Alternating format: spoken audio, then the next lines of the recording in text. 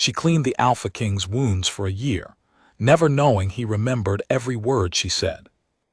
The first time Mara Voss walked into the Alpha King's chambers, she told herself a single thing: do not look at his face. This was practical advice. She had heard enough from the other healers in the lower wing of Ashenhold Keep to understand that looking at King Kale Duskmore directly was the kind of thing that made women forget their names. Not because he was beautiful, though apparently he was, but because he looked at you the way a wolf looked at something it had decided to keep. Still, certain, patient, and Mara was not there to be kept. She was there to change a bandage. The chamber was dark when she entered, or darker than the corridor at least. He was sitting at the long table near the window, not in bed the way she had expected, his back to the door. He had papers spread across the table, a map, she thought, and something else, columns of names, numbers beside each one. The window light cut across his shoulder and upper arm at a cold angle. He was not wearing a shirt. She hadn't expected that either. The wound on his side was worse than Healer Bryn had described. The gash ran from his lowest rib around to his back, deep and reluctant, the kind that didn't want to close and made its feelings known. Mara had seen battle wounds before. She had grown up in a border village where men came home from skirmishes in the Thornwood with all manner of damage, where her mother had kept a full kit under the kitchen counter, the way other households kept flour. She knew how to look at a wound without reacting, how to see it as simply a problem to be solved with thread and salve and clean linen. She crossed the room quietly, set her kit on the side table, drew out the antiseptic cloth. He didn't move, didn't acknowledge her. She wasn't sure at first if this was arrogance or simply the behavior of a man who'd had people attending to his body since childhood, someone accustomed to servicing hands moving around him the way he was accustomed to wind. Either way, she didn't require acknowledgement. She required access to the wound. "This will sting," she said, because she always said it. It was habit, the one small courtesy she extended to every patient regardless of rank. "I know what antiseptic feels like," he said. His voice was low and unhurried. He didn't look up from the papers. She worked in silence after that. She cleaned the wound carefully, checking the depth, confirming that the previous stitches still held along the upper section while the lower had pulled apart. She noted the bruising around his ribs, old and new layers of it, and the older scars beneath, the ones from before her time. A man who had been taking damage for years and had treated each instance as an inconvenience rather than a concern. She rethreaded her needle and soaked it in the antiseptic without comment. "There's reseparation along the bottom third," she said quietly when the assessment was complete. "I'm going to need to restitch that section." He turned a page. "Do it." So she did. She worked neatly, the way her mother had taught her, small even stitches, tension consistent, no drama. She didn't hurry. Hurrying made mistakes, and mistakes in this work meant infection, and infection meant a return visit under worse conditions. She tied off the last stitch and applied a fresh layer of salve. Calendula and Wolf's Bane tincture, the standard formula. Good for pack physiology, accelerated tissue repair without overstimulating the immune response. She was rewrapping the bandage, her fingers moving around his torso with practiced efficiency, when she heard herself say something she hadn't planned to say. "You've been sitting at that table for hours. The muscles around the wound will seize if you don't move them." A pause. Healer Bryn doesn't usually editorialize. "I'm not Healer Bryn." Another pause, shorter this time. "No," he said, "you're not." He still didn't look at her. She finished wrapping, secured the linen with 2 ties, and began repacking her kit. Her hands were steady. She was always glad when her hands were steady in a difficult room. "I'll return in 3 days," she said. "I know." She left without looking at his face. She had not applied for this position. She wanted to be clear about that, at least in the privacy of her own thinking. She had come to Ashenhold the previous spring with a letter of recommendation from the physician in Galwick's Crossing who had trained her. 6 years of apprenticeship, field experience with border militia. a specialty in trauma care and infection management that the physician had described as unusually steady for someone her age. She'd applied for a post in the general ward. Healer Bryn had assessed her for 2 full hours, asked her 17 specific questions about pack healing that differed meaningfully from human physiology, and then offered her something else entirely. His Majesty's last personal healer resigned 4 months ago, Bryn had told her flatly, not through any fault of the king's. She married and relocated north. He's been using the general ward rotation since, which is medically inadequate given the frequency of his injuries and the particular complexity of his physiology. I need someone steady, and I need someone who can be trusted to keep what they see in that room inside it. I'm a commoner, Mara had said. She wasn't being modest. She was being practical about the politics of the keep, which she had heard about enough on her journey here to know were complicated. Yes, that is actually preferable. He has less tolerance for noble healers than he would like. Bryn had studied her with the kind of direct assessment that didn't try to be polite about itself. You will see things in those chambers. You will hear things. Decisions being made, troubles being carried. None of it leaves. I'm a healer. Confidentiality is foundational. Good. Bryn had nodded once, the nod of someone who had made a decision and was closing the subject. He will ignore you most likely. He ignores most people. Don't take it personally. He's not unkind. He's simply occupied with a great deal. That had been 11 months ago. Mara had not taken it personally. She had come to understand the rhythm of it quickly enough. She arrived when summoned, or on the standard 3-day rotation when no summons came. She assessed and treated whatever damage the Alpha King had accumulated since her last visit, and she left. She spoke when medically relevant. He answered when he chose to.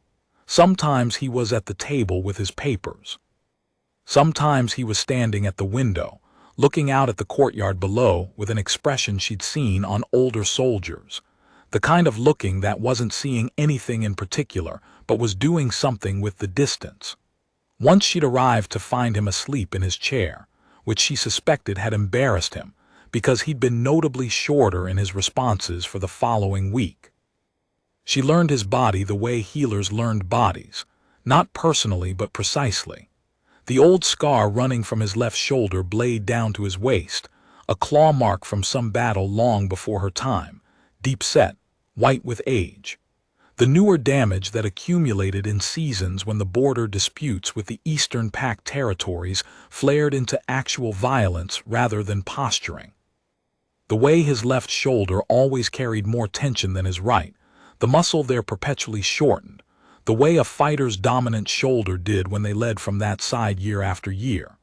The specific stubbornness of his immune response, how it fought her treatments the way he seemed to fight everything. Hard, instinctively, as if healing were a concession that his body hadn't fully agreed to make. She learned not to look at his face. This was, she had decided, simply professional. She was there to treat the body in front of her, not to become tangled in the other thing. The thing Bryn had warned her about obliquely, the way the Alpha King's presence had a specific weight to it, a gravitational quality she was certain had nothing to do with her specifically and everything to do with what he was. Pack wolves felt it as dominance, she understood from the literature. She felt it as something harder to name and easier to manage if she simply kept her eyes on the wound and her mind on the work. She talked while she worked because silence made her clumsy and talking kept her focused. She talked about the patients in the general ward, not by name, never with identifying specifics, but the cases that interested her, the ones that made her think. She talked about the weather occasionally, when the weather did something worth mentioning. She talked about a book she was reading on alpine herb cultivation, which she thought would be useful for expanding the keep's medicinal stores, and about the specific challenge of growing wolf's bane at altitude, where the soil drainage was different from what the texts assumed. She talked about her village sometimes, small things that surfaced while her hands were busy. The way the harvest smelled the year the rains came late, and everything ripened at once. A particular flooding of the creek near the mill that she'd been thinking about for reasons she couldn't entirely explain. She talked because it kept her hands steady. Because it kept him from being anything other than a patient, a body requiring treatment, a wound requiring attention.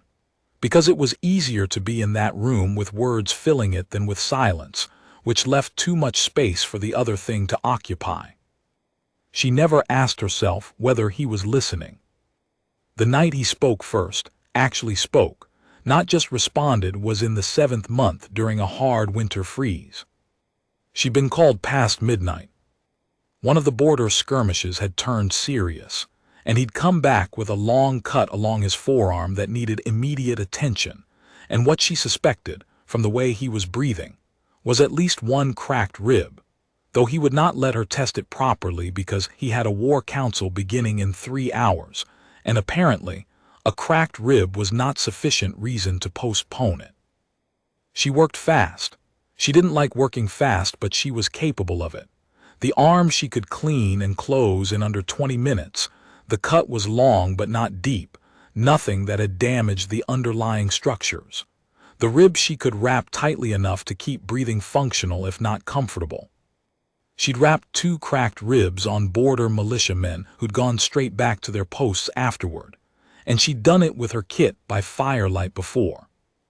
She was working by candlelight now, one mage lamp in the corner throwing a pale secondary glow. She was tired. She'd been on a full ward shift before the summons, and when she was tired, she talked more than usual. She'd been going on about the creek near the mill, something she returned to every few weeks without quite knowing why. She'd been talking about the bridge upstream that had been reinforced twice in her childhood, and still given way a 3rd time, how her father had said afterward that the problem wasn't the bridge itself.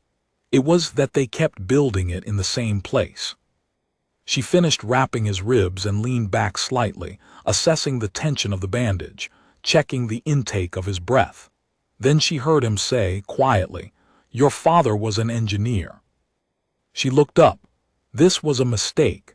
She was tired and her guard was down, and she looked directly at his face before she'd had the half-second she needed to stop herself. He was looking at her. He had been looking at her, she realized, not in the unfocused way of someone in pain who was enduring treatment until it ended, but actually looking, with an attention she hadn't anticipated and didn't know how to file. He was a farmer, she said, after a moment that felt longer than it was, but he thought like an engineer. There's a distinction. He'd say not. The candlelight moved. Outside, the wind pressed against the shutters, the particular sound of hard frost doing its work on old stone. The bridge, he said. Your father was right. Most infrastructure problems are location problems. People rebuild where they've failed because the path is already cleared. The labor of starting over feels wasteful, so they repeat the mistake in a more expensive way. She stared at him. He seemed almost surprised himself, as if the observation had surfaced without full permission. He would have liked that, she said carefully. He died arguing the same thing to men who didn't want to hear it. Something shifted in his expression, not the dominance weight, not the Alpha King's careful composure, but something smaller and less armored, the way a person's face looked when something landed in them unexpectedly. How long ago? 4 years. She began packing her kit. Her hand stayed steady. The fever that came through the Galwick Valley that summer, it took him and my mother both 3 weeks apart. Silence. The fire moved. Then, I'm sorry. She paused with her hands on the kit. In 7 months she had never heard him say those 2 words to anyone in her presence. She had heard him give orders and give judgments and give silence. Not this. Thank you, she said simply, and she meant it simply. She finished packing and left. Walking back down the corridor, her candle throwing a small trembling light ahead of her on the stone, she told herself it meant nothing that required attention. He was tired and in pain, and she'd mentioned her dead parents, and people in pain were often more human than they meant to be, more reachable, less defended. It was a physiological response as much as an emotional one. She had seen it in the ward 100 times. She told herself that until she reached the healer's quarters and sat down on her bed in the dark. She was not entirely sure she believed it. After that night, things changed in a way that was difficult to describe because the change was mostly architectural. The bones of their interactions were the same, but the air inside them was different.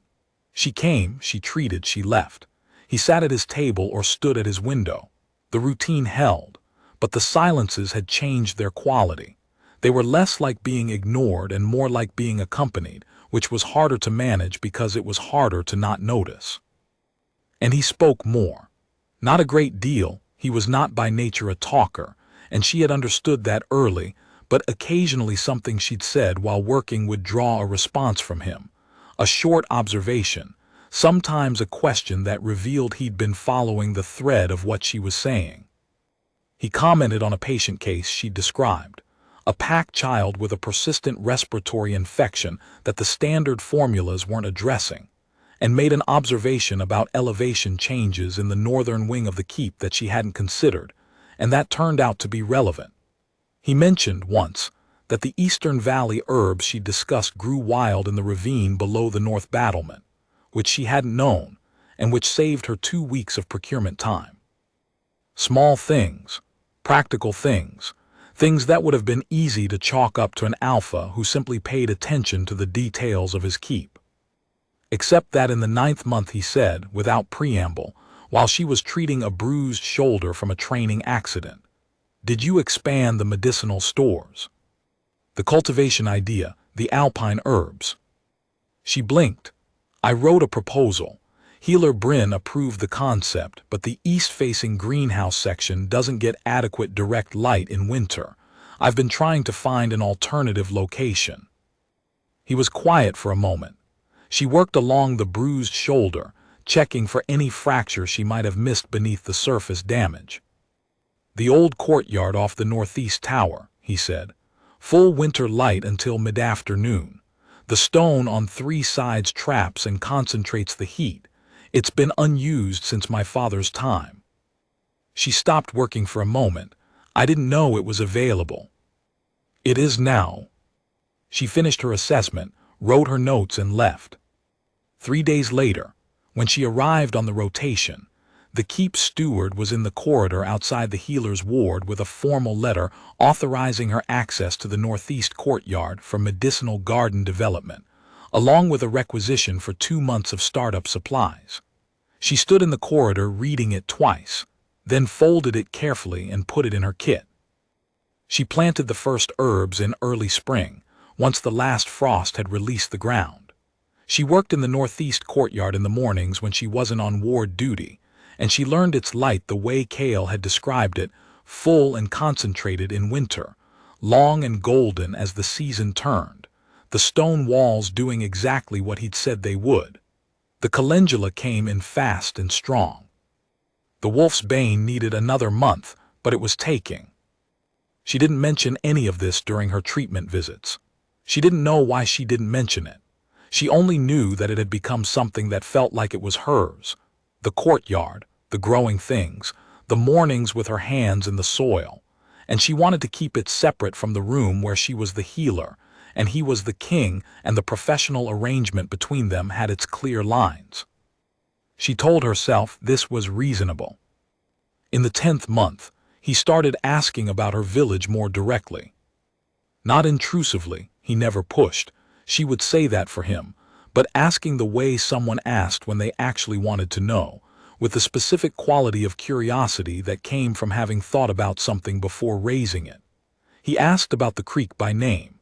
He asked whether the barn her father had rebuilt twice was the same one she'd mentioned helping mend in her 3rd year of apprenticeship.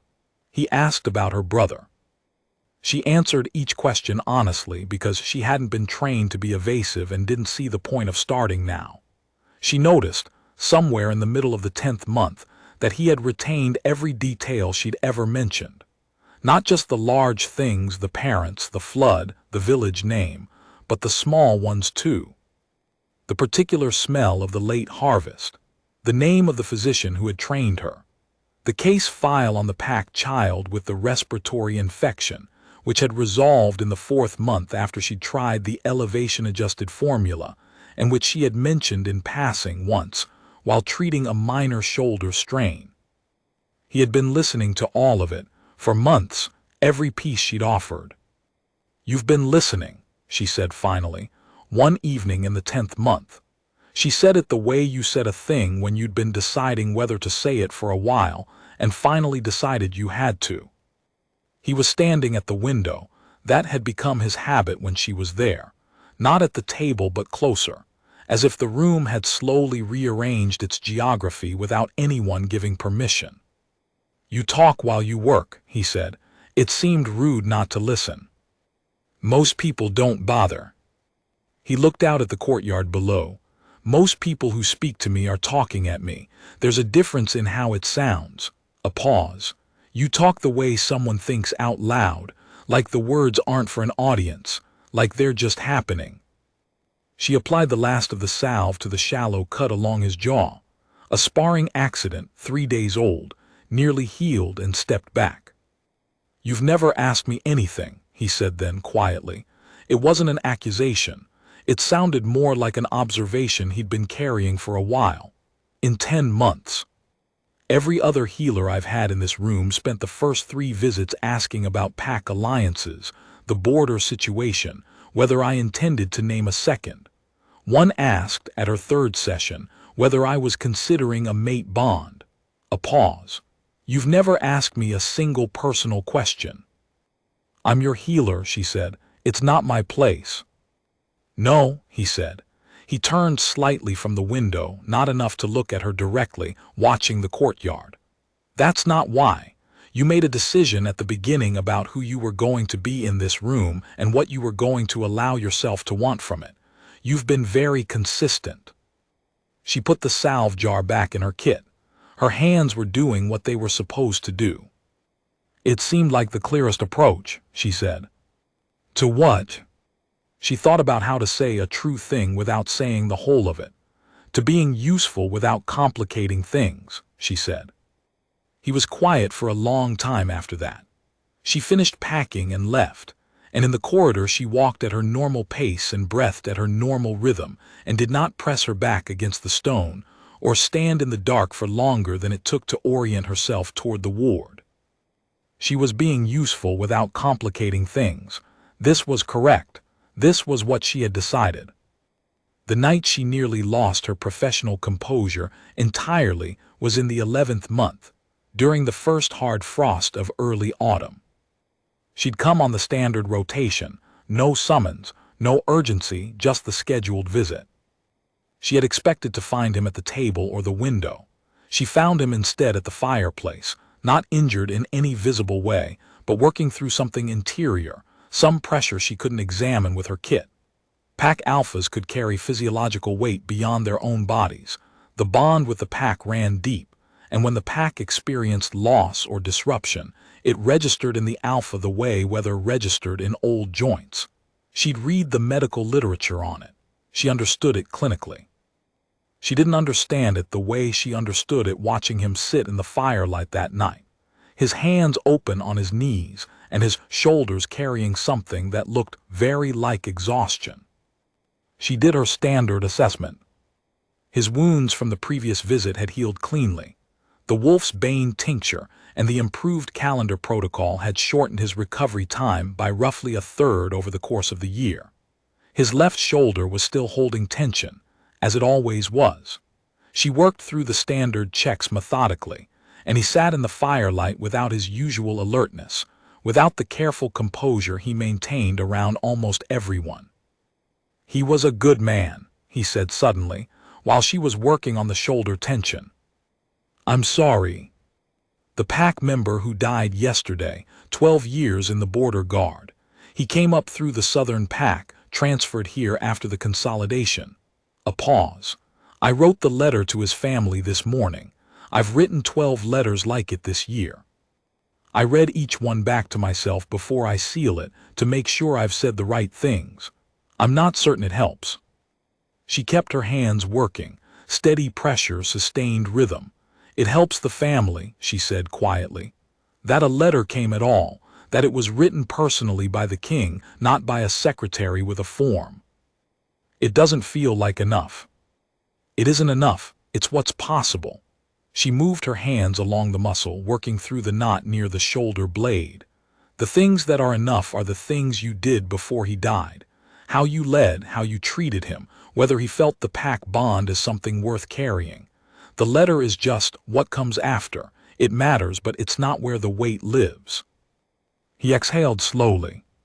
She felt the change in the muscle beneath her hands, not releasing exactly, but shifting quality, from resistance to something more like acknowledgement. Does it get easier to carry? He said. The weight of it. I've been doing this for 8 years and I still count them in the morning. She thought about the fever summer, about counting for a week before she understood that counting was a way of not feeling, a way of converting the unspeakable into numbers that could be tracked and therefore managed. I don't think it gets easier, she said honestly. I think you get stronger without noticing it happening. The weight stays the same. You just get better at the carrying, which is not the same thing, but it's something. He didn't speak for a while. She finished the shoulder work, applied the warming balm that she'd started using in the colder months after noticing the tension worsened with the temperature, and began packing her kit. Mara, he said. She stopped. It was the first time in 11 months he had used her name. She had been the healer in the formal summons, or simply assumed, her presence expected and acknowledged without being named. The sound of her own name in his voice was startling in a way she had not prepared for, which meant she had not prepared for it at all. She turned. He was looking at her with the expression she had glimpsed sometimes in unguarded moments, the one underneath the Alpha King's composure, the one that was older and more tired and more real. Thank you, he said. Not for the physical work, though that too, for the other thing, the things you say while your hands are busy. I want you to know they don't disappear. They don't go unheard. Her heart was doing something medically inadvisable, and she was a healer and therefore knew exactly what it was doing and exactly why, and none of that made it more manageable. I'm just talking while I work, she said. Her voice was steady. She was genuinely proud of that. I know, he said. I know that's what you think you're doing. The firelight moved between them. I've been listening for 11 months. She left. She walked down the corridor at her normal pace with her kit in her hand and her spine straight and her expression composed, and she made it all the way out to the northeast courtyard. It was dark and cold, and the first frost of autumn had done its work on the herb beds. The calendula had closed against the cold. The wolf's bane smelled sharp and medicinal in the night air. She stood there for a long time with her breath making small white clouds in front of her, looking at the plants she'd grown from the seed of a suggestion he'd made in a conversation she'd been telling herself didn't mean anything particular. She looked up at the northeast tower. There was a light in the window, not the broad glow of a lamp set at the desk. A small, specific light moved to the sill, the kind of positioning that put it where someone in the courtyard below could see it clearly. She stared at it for a long time. Then she went inside. She came back the next morning before the standard rotation. She told healer Bryn she needed to follow up on the shoulder assessment. There was a specific tension pattern she wanted to re-examine in daylight rather than by candlelight, and Bryn had looked at her with the calm, comprehensive attention of someone who had seen a great many things and was surprised by very few of them, and said only, "He'll be in the east study until noon. 3rd floor, northeast corridor, 3rd door on the left." She navigated there by those directions and one helpful corridor guard, who pointed left at the second junction without being asked, which suggested this particular path was not entirely unprecedented. The east study was smaller than his chambers and considerably less formal. Bookshelves on 2 walls, floor to ceiling, the books sorted in a system she couldn't immediately read, but that clearly had one. A fireplace, currently banked low. Morning light coming through a single east-facing window that filled the room with the same quality of light she'd learned to recognize from her courtyard, the long, generous, morning-specific gold. He was at a desk, writing. He looked up when she entered. "Your shoulder," she said, holding up her kit. "I didn't complete the full assessment last night.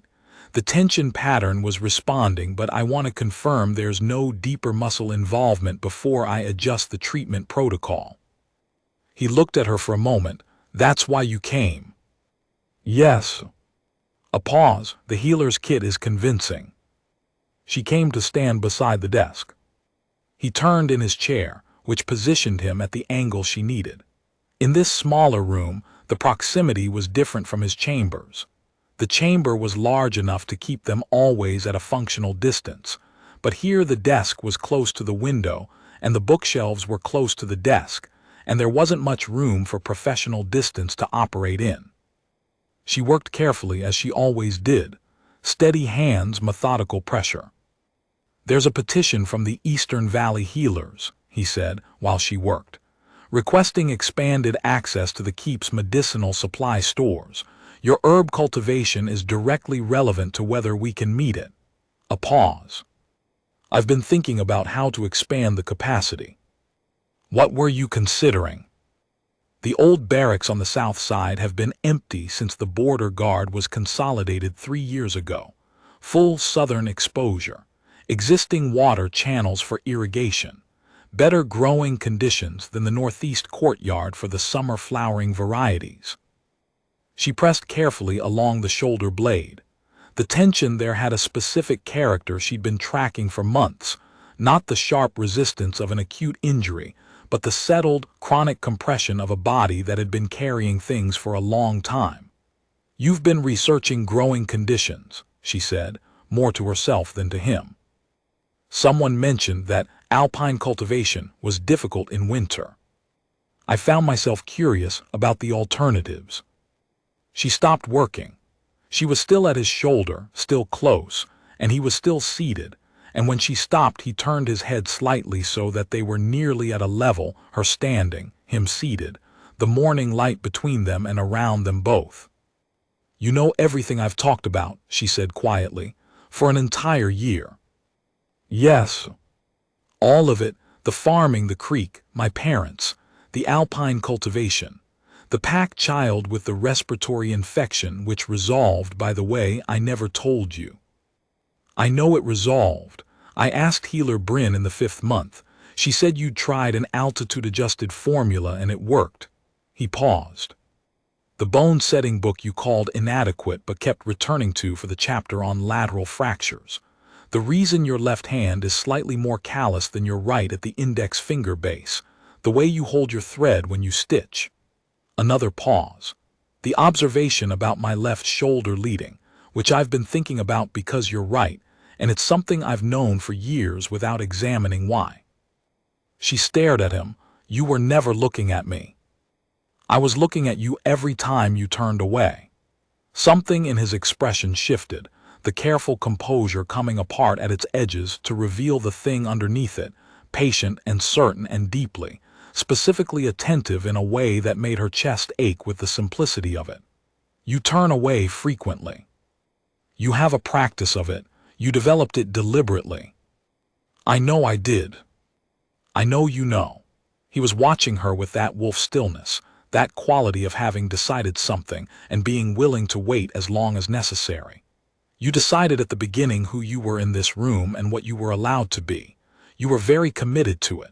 I wasn't going to take that from you. You needed it to be clean. Something that belonged entirely to you, that didn't require you to perform anything or become anything other than exactly what you were." She thought about 11 months. She thought about the role she had built for herself, the way it had felt safe precisely because it was bounded, the healer, the professional, the one who came and went without wanting anything, who spoke into the room as if no one were listening and kept her eyes on the wound and told herself that was enough. "I've been playing a role," she said. It was a strange thing to say out loud. It was also true. "You've been entirely yourself," he said. "That's different.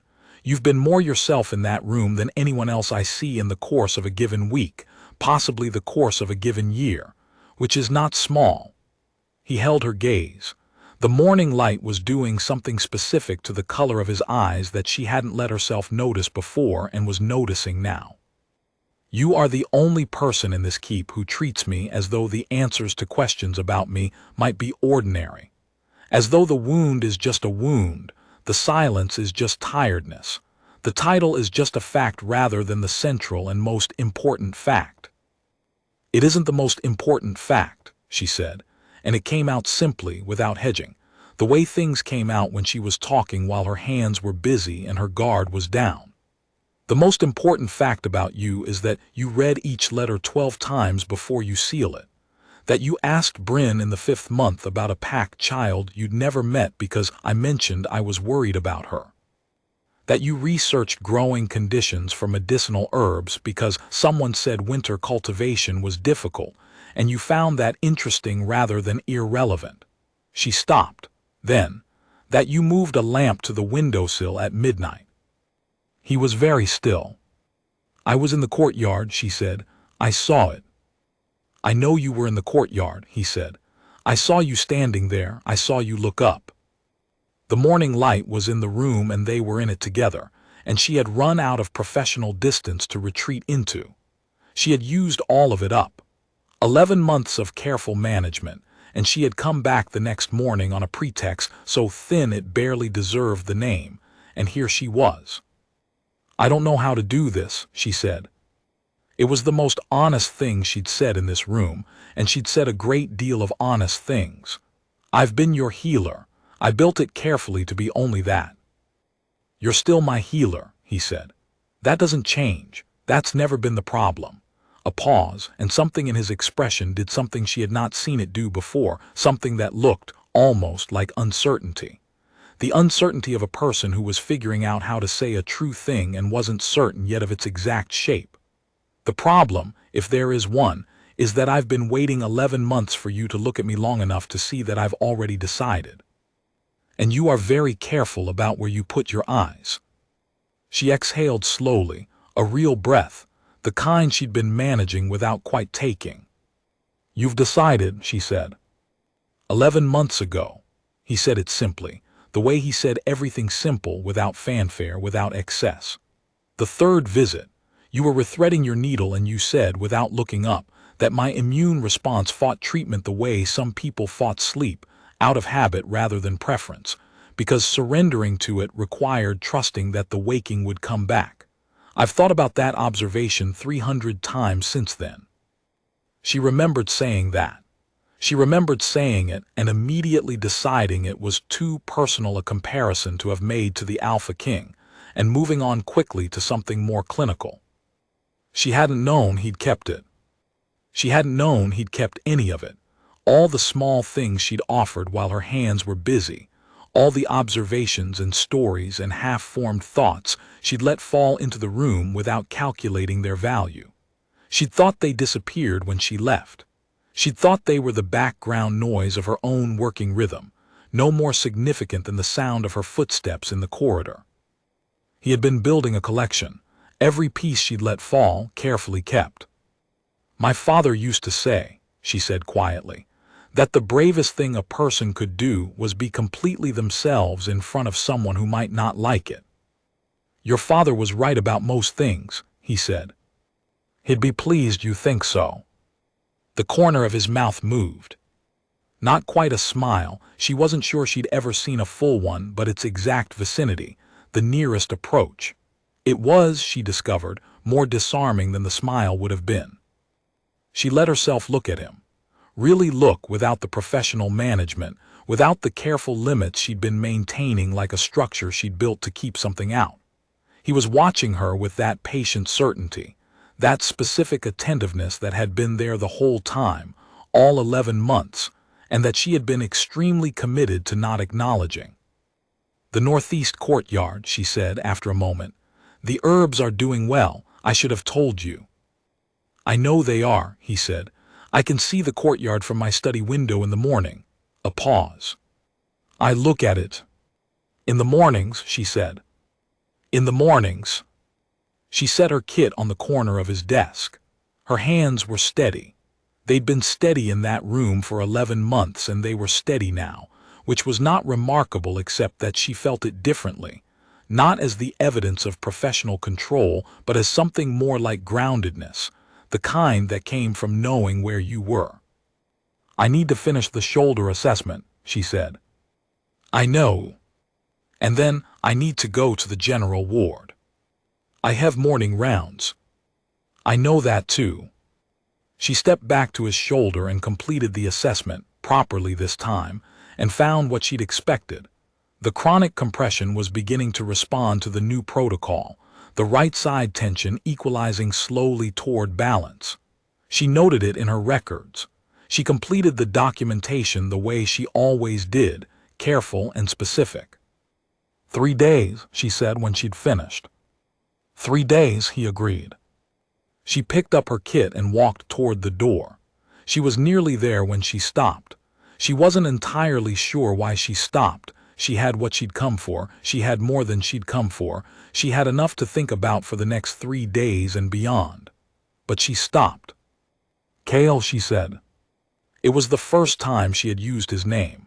Not his title, not Your Majesty, not the careful professional distancing of the king. His name, the one his pack used in the moments between formality. He looked at her. "The creek," she said, "the one that flooded the bridge," she paused. "I think they're going to rebuild it, in the right place this time." He held her gaze. Something settled in his expression, not resolution exactly, but recognition, the look of someone who had been waiting for a specific thing to happen and had finally watched it happen. "Good," he said. "It'll hold built correctly." She left. She walked down the east study corridor and the northeast corridor and out through the side door into the courtyard, which was full of the morning's best light, the gold that came before the day's business got underway and everything went flat and bright. The calendula beds were open. The wolf's bane was in full growth, dark green against the pale stone. She stood in the light for a moment and let it sit on her, and she was smiling, and she had absolutely no interest in stopping. She had been a healer for 6 years, and she had understood from the beginning that the work required you to give what you had without keeping a ledger. You showed up, you assessed, you treated, you left. You didn't carry the patients home with you and the parts of yourself that needed to be clear and quiet. You kept your professional life and your private life separated by a line you respected because your usefulness depended on it. She had been very good at this. She had been, she thought now, walking back through the keep toward the general ward, perhaps too good at it. She had made the professional discipline into something else over time, a way of not just protecting her work, but of protecting herself from wanting things that might not be available to someone like her. A commoner healer in a keep full of pack politics. A woman who had applied for the general ward and ended up in the Alpha King's chambers, and had told herself from the first visit that the only reasonable approach was to want nothing. She had been very committed to it. And she had spent 11 months talking into a room that she thought was empty, offering small truths and small stories and small observations, all the pieces of herself that she let fall while her hands were busy, and she had thought they disappeared. She had thought she was giving them to the air. He had caught everyone. The northeast courtyard was behind her now, and the general ward was ahead, and she had a full day of patience and a petition to review about the South Barracks and a 3-day rotation that would bring her back to the East Study. And for the first time in 11 months, she was not managing what she allowed herself to feel about that. She had been the healer. She was still the healer. She was also, she thought about the morning light in the East Study, the lamp on the sill, the specific steadiness of being looked at by someone who had been listening to all of it for a year. She was also whatever came next. Something that didn't have a clear clinical name, but that felt, standing in the corridor with her kit in her hand, and the morning still working its light through the windows, like the right location. The bridge rebuilt where the river actually ran. Her father would have said, that was the only kind that held. She went to work. Her hands were steady. The calendula was growing in the northeast courtyard in the full morning light, and the wolf's bane was ready. And somewhere in the east study the Alpha King was at his desk, reading 12 letters carefully before he sealed them, keeping things the way he kept everything, without display, with absolute attention, for a long time. She had been seen, completely, without performance. She went back to work,